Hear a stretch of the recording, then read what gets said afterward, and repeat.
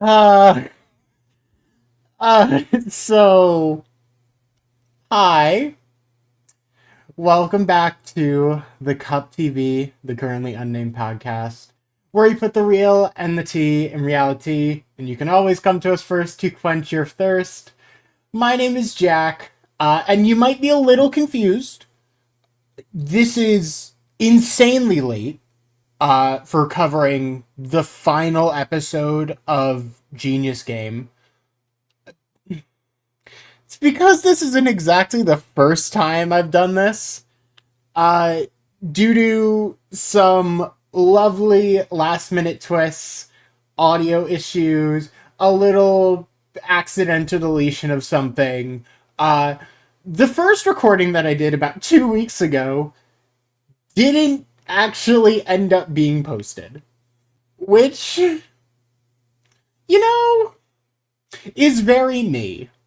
But I am nothing if not consistent, and those consistent things are late, a mess, and always going to finish. So, I am here today to give the final recap of Genius Game, get us through our final episode here. 3 simple death matches, 2 lovely contestants, and 1 complete mess. Hi, my name is Jack. I am the resident game designer and Genius superfan of our panel here. And before I begin to rant about the lovely finale that we have, I do have just a couple more things to tell you about.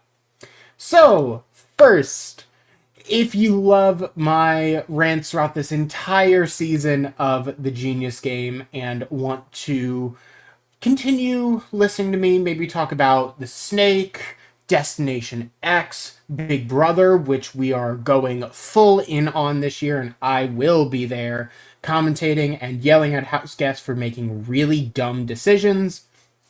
You can feel free to subscribe below. The button did just glow rainbow, and we are still in Pride Month, which means if you don't click it, you are homophobic. So, I mean, the button is right down there, and it's a free thing that you can do. So, support us.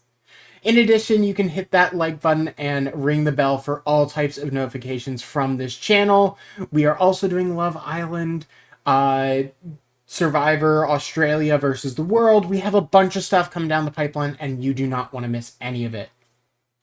Now, maybe you're more interested in drag content or maybe WWE or Eurovision.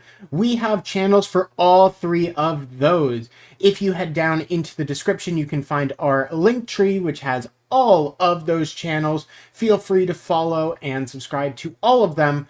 Every single channel at the moment is trying to hit 1,000 subscribers. Once we do so, we'll be able to give y'all even more incredible content and involve y'all in some of our decision making, maybe, who knows. So, maybe a little voice in the channel, that'd be fun. But in addition, if you want to listen to us on the go, in that link tree as well is links to our audio podcast versions of everything. Spotify, Apple Podcast, whatever you might use as your normal platform, we're probably there. So feel free to follow us on there. And in addition, if you'd ever like some lovely merch from us, including our most valuable cup mug for all of your reality, you can feel free to find it at lanagcreations.etsy.com. Once again, that is lanagcreations.etsy.com. This is a lovely little mug, and I mean, yours will have 2 logos, so it'll look even better. And finally, if you want to follow us on social media, the Cup Pod in general, if you just look for the Cup Pod on almost any social media platform, you'll find it. If you want to follow me, as I have maybe a couple interesting things coming up in my own life, you can follow me at Jack the Flop on almost all platforms. If you're looking on Twitter, just add TTV to the end. But with all of that lovely preamble and a needed sip of my Wawa coffee because I'm from Jersey, let's get running on our finale. So, We have whittled the cast down to 2 members after last week's triple kill, with Bex being ousted in round 1 of the final main match, and Ben and Bodalia falling to Charlotte in the final deathmatch of the season. We open today with all of our lovely players coming back into the atrium and all looking to find out who is the final 2. Paul decides to predict that, yeah, I mean, Scott probably makes it really far. And then Scott walks right in the door because Scott had probably the most impactful rise and then complete collapse of the entire game. Uh, we start to see everyone else pile in. Everyone is shocked that Amalfi went out because Amalfi was a massive player in the early game. Then we have Allison and Bex reuniting, and Bex just being over apologetic, like, I'm sorry, I didn't want to do that. That was a really dumb decision. We all could have been safe. And finally, as Ben and Bodalia come down, Ben does say, like, I threw Ken in when we had a shot, like, none of y'all did that. Well, kind of in episode 3. But I mean, I had the option to. I threw him in, and then none of y'all did it for the rest of the game, and look where we are now. But with that said, we do have our final 2 of the series, being Ken, the very I'm trying to figure out the best way to put this off the top of my head. The person who's been most willing to play a more sly, under the radar game in terms of undercutting people had an amazing turnout for Poker Face, where he completely destroyed Pasha. And then in the last round, won single-handedly with potentially the most genius move of the game being a bounced check. And then we have Charlotte, who has been underestimated the entire series, literally winning the first game of the entire show, and no one looked at her as a problem.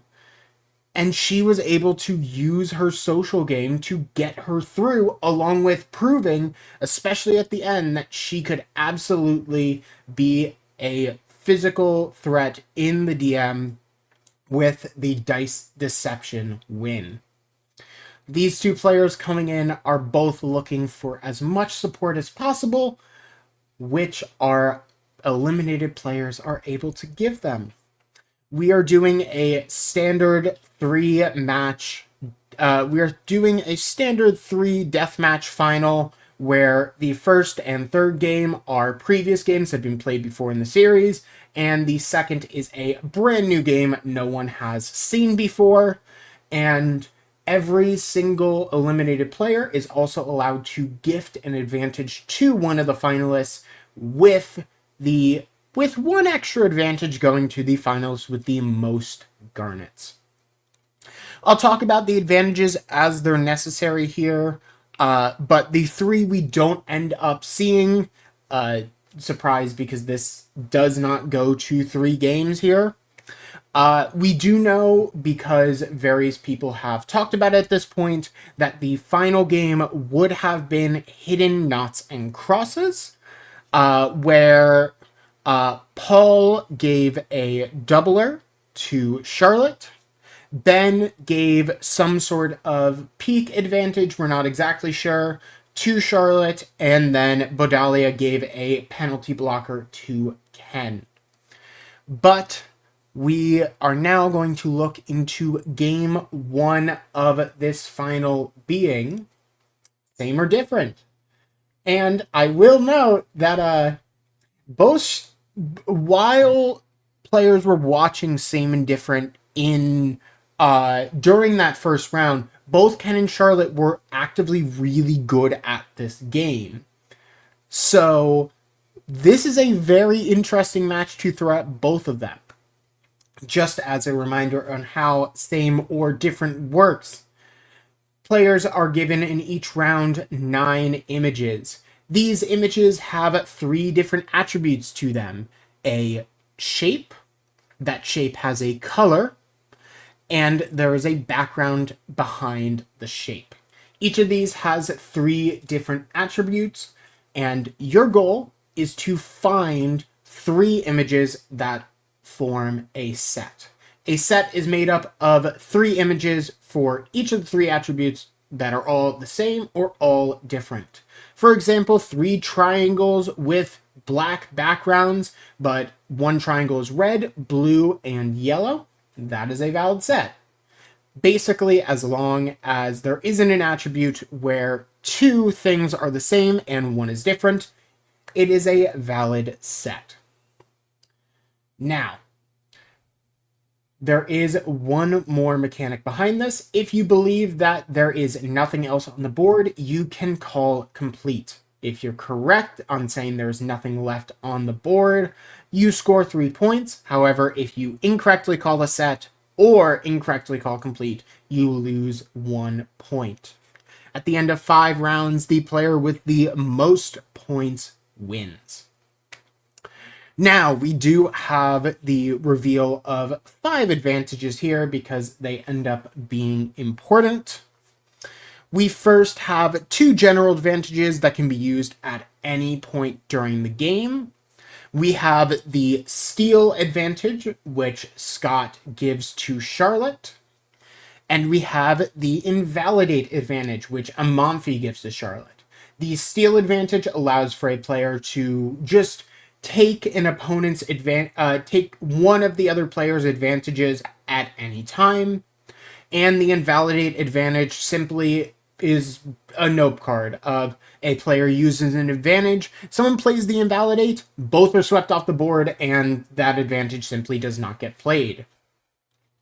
In addition, for same and different specifically, we have 3 extra advantages for this game to talk about.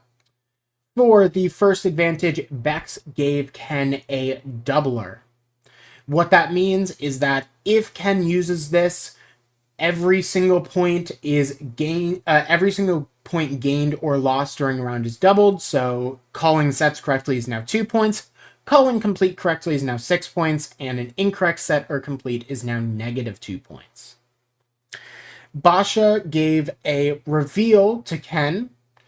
This allows Ken to know privately how many sets are on the board being played. So Ken will be told this privately. Charlotte will not have any idea.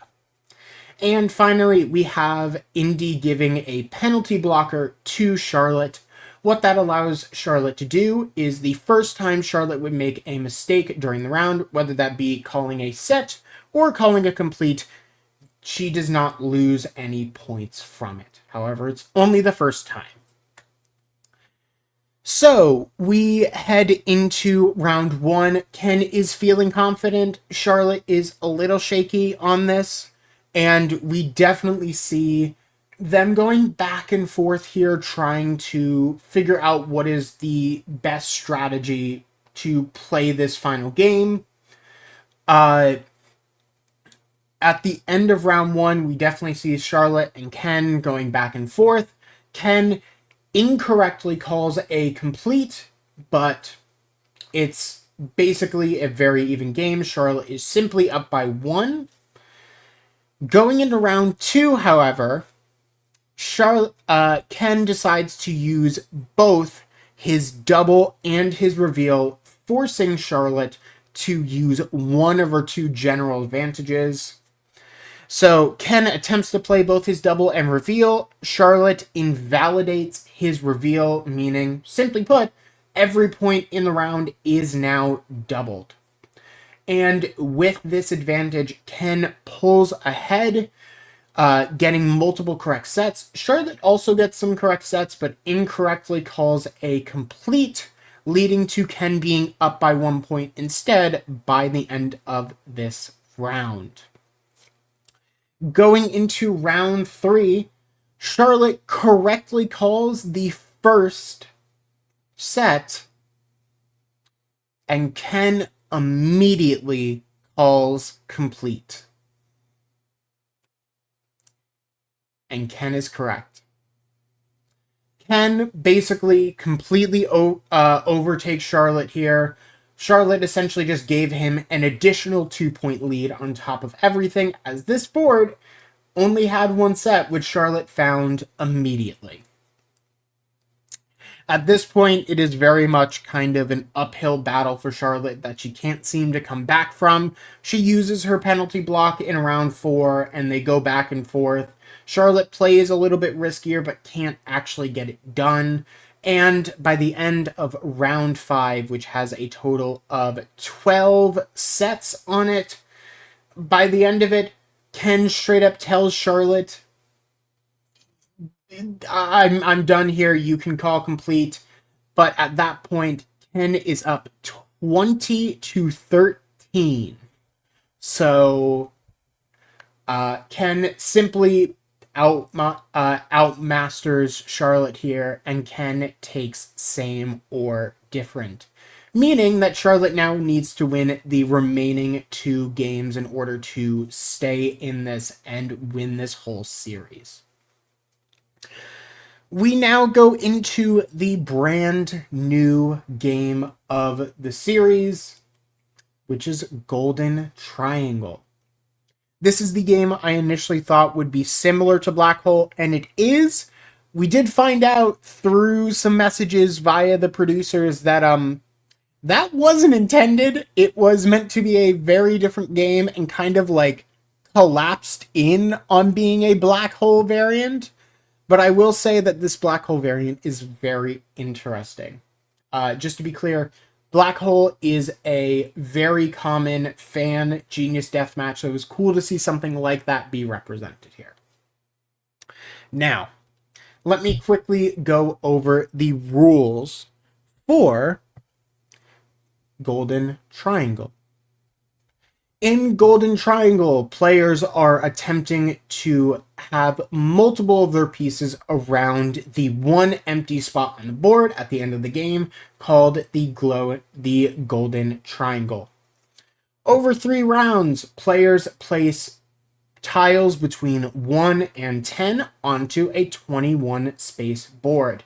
Players can do this in any order, meaning they can place their 10, then their 1, then their 5, doesn't matter as long as it is going back and forth. At the end of the game, when 20 pieces are down on the board, there will be a 21 space that's just open. There will be placed the Golden Triangle. From there, the 3 pieces, potentially less if it is touching a wall, will be summed, and the players who own those pieces will get that many points. So, for example, if someone has their 10 piece next to the Golden Triangle, they earn 10 points. If someone has their 8 and their 7 next to it, they earn 15. At the end of 3 rounds of gameplay, whoever has the most amount of points takes this final match. Now, we do have 2 quick advantages to go over here. We have Allison passing a duplicate advantage to...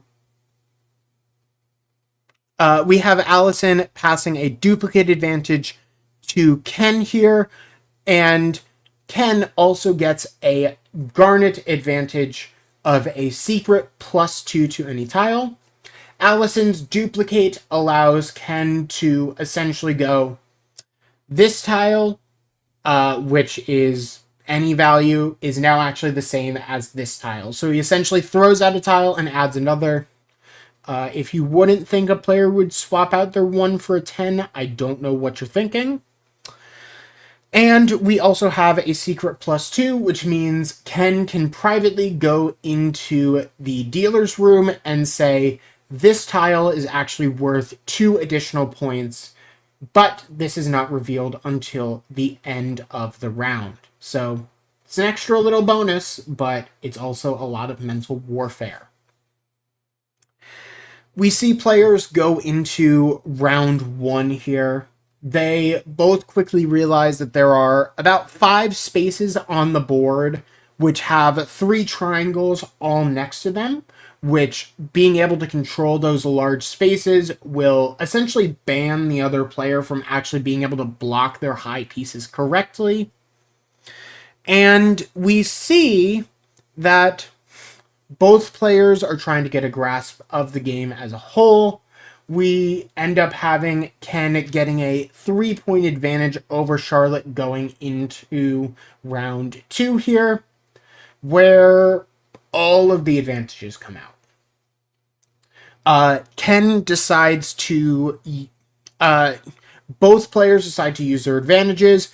Charlotte decides, I'm taking Ken's duplicate, and immediately uses it to turn her 1 into a 10. Very much looking at the dealers like, I'm going to change the 1 into a 10, and I don't know what other strategy you could have given me here. Like, it's the only one that makes any sense. And Ken goes into the dealer room and decides his 8 is going to actually be plus 2'd to a 10, but this, of course, is a private decision. We now see both players begin to place their pieces onto the board here. Actually, mixed up my rounds here. What I described is round 3, so we're going to rewind just slightly. At the end, round 2 is a lot more balanced as players have begun to figure out how to exactly play the game. Charlotte has a lot more control over the board, placing her pieces in much more strategic spots where Ken essentially has to fill, but Ken manages to catch back up, essentially zeroing out the round and making it so that the third round only matters, which... Now going into the third round with all the advantages played, Charlotte does have a 7-point advantage, which is massive. But of course, Ken now has the psychological element of which one of my pieces is plus 2. And we can definitely see this kind of work into Charlotte of Charlotte placing pieces really well until about the midway point where she starts theorizing about what Ken's plus 2 could be, as Ken needs to only lose by 2 here to still win the game. And we see Charlotte kind of inadvertently collapse, and Ken takes control very quickly, and ultimately the golden triangle gives Ken an increased advantage of 3 points, meaning there's no need to even go to a third game. Ken has won this series in 2-0 with Charlotte on the end here as our second place finisher. Now, I think both players easily could have been really deserving winners. I am happy that Ken, especially for someone who ended up playing a very very public game where he was willing to backstab people, willing to get in the strategy, but also realized the general vibe of the group of betrayals, unless necessary, are really not worth it. Ken played it really, really smart. He showed his strengths and basically got people off of him by being smart enough to play the game. This is why comedians are dangerous in this type of game, because they are incredibly intelligent and also incredibly emotionally intelligent. Charlotte also was an amazing player to watch throughout this entire game. She constantly was this underestimated presence that people couldn't ever exactly pin down, but she was very much in control, always in a good spot, never really being considered as a problem, and only went into a final deathmatch because it was essentially forced. And even then, she was able to control one of the players in said match in order to survive. So, ultimately, Both players really deserved it. I am very happy to see Ken continuing the legacy of just having a good time with it, being comedic, but also having a very strong performance. Now, that is where our game ends. But that might not exactly be where everything kind of closes for the series. So we get our goodbyes and everyone kind of heads off. We have heard from multiple players that the game had everyone really loved it. The cast has been basically drawn together. They've gone to Allison's new book signings, and tonight, even as this is being recorded, they're doing a Blood on the Clock Tower stream. Ken has expressed interest in making his own Genius-esque game. So I'm very excited to see what this cast pushes forward. I do want to see this continuing of brain survival games in the US, the UK, wherever we can get it. And God, if I can get there, I will. But ultimately, as this series closes, I am very happy. Not only am I happy with generally the quality of the games, some of them were definitely a little questionable, but I did like to see the difference in approach that this cast took compared to every other series. We've never seen a series that has been so heavy on alliances and honesty, and it was a really different game that was presented to us. And I think it broke things, but in really entertaining ways. And every single person on this cast deserves their flowers. They've been very receptive to fans. We've gotten a lot of information behind the scenes. We've had various people within the community as well help contribute to this game, and it shows. Most of the new games were really, really well done. I don't unfortunately know if the series is going to get a season 2 or if the Genius US is continuing on with production. It does seem like generally things might have fallen through because of the low ratings of the early episodes, and the series just never ended up recovering, which is really unfortunate. But thankfully, we do have a community here that will very much continue to push this type of game forward. We're seeing very brain heavy strategy shows being premiered around the world now, especially in the UK. Like, this type of show would not have necessarily pushed as hard as it did without traders being able to kind of like rip the band-aid off of deception, even though that wasn't necessarily pushed here. We're seeing cutthroat strategy again on The Stake and Destination X, and obviously the fan community is going to continue hosting their own games. I know of a couple games, at least in the US, that definitely have pushed something. Genius Northwest, Genius Massachusetts. So I want to see what comes of this. I also want to see if I can get on the ground floor, because that's always fun to help bring life to something that maybe wasn't as accepted, but we'll just have to see as the game, as this kind of game continues, and maybe we'll still get Genius Game US, and it'll go better, because Americans are a lot more cutthroat, as we've seen by Ben compared to everyone else on the series. But with that said, that is where I am going to be closing the book on Genius Game UK.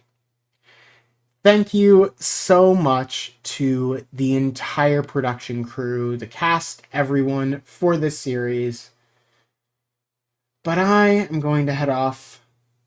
It has been a pleasure talking with y'all this whole time. If you want to hear more of my opinions on some other reality TV shows, maybe Destination X, The Snake, something similar like Survivor, Australia versus the World, Big Brother, Survivor 49 when that comes out, You can follow us here at The Cup Pod by hitting the subscribe button below. If you enjoyed my little opinions on the series, you can follow me at Jack the Flop on almost every platform, and you can also follow The Cup Pod for all of our insider information. And finally, for the last time, you can feel free to grab our lovely cup mug. It is at lanagcreations.etsy.com. Once again, that is lanagcreations.etsy.com. The link is in the description where you can get your own mug. But with that said, I'm going to get out of here. Thank you so much for hanging out with me for all 8 of these episodes, and I'll see you later. Cheers!